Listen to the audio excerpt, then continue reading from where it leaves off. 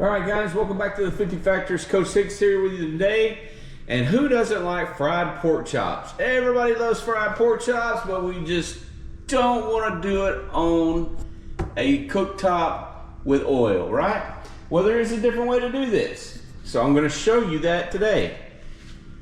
You can do it in an air fryer. You know how I feel about air fryers. It's my next great love, next to working out. Love them. And these are actually designed to, be like a donut ring for like a sausage egg McMuffin. You've seen me use these before. I just took the plastic handle off, okay? Because I don't have a rack to put inside of here. But I did this yesterday and I thought it was pretty cool. So it worked out pretty good, but I didn't have something to elevate my chops on. So what I'm gonna do is, I bought these little, this premium pork. You can see it's only $6. There were 6 of them. I ate 3 of them yesterday for supper.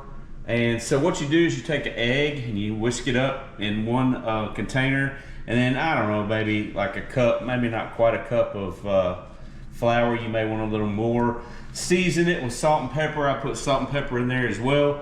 But down here in good old Texas, we like to use Texas Joy mesquite shake, okay? And I put plenty of that in there, okay?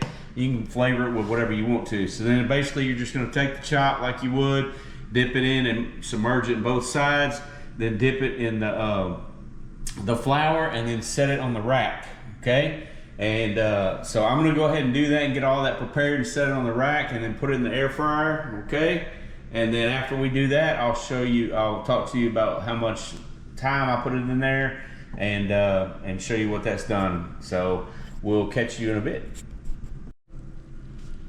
Okay guys, so here they are. And you can tell they got a nice good crunchy crust on the outside of them. All the fat you can see is collected at the bottom, which I guess you could just put it on the bottom of the air fryer, but this is kind of old.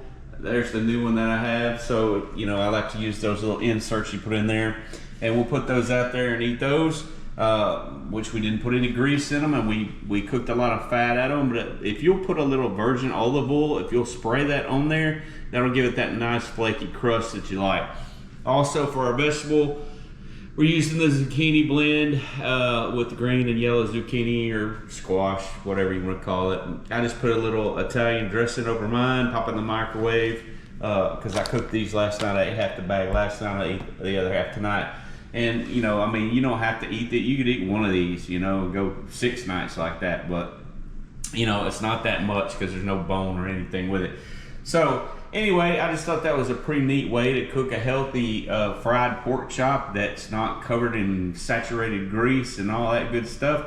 So yeah, if you put that together with a few vegetables, and I bought these. I'm gonna try these out too, which are sugar-free. Banana nut mini muffins. So yeah, I'm gonna try that out and see how I like that too. Well, I say try them out. I've already been into a couple of them. They're okay. They're not great, but it'll be good enough because it's sugar-free. All right, guys, thanks for watching. And hey, stay safe, stay healthy, and we'll catch you in the next one.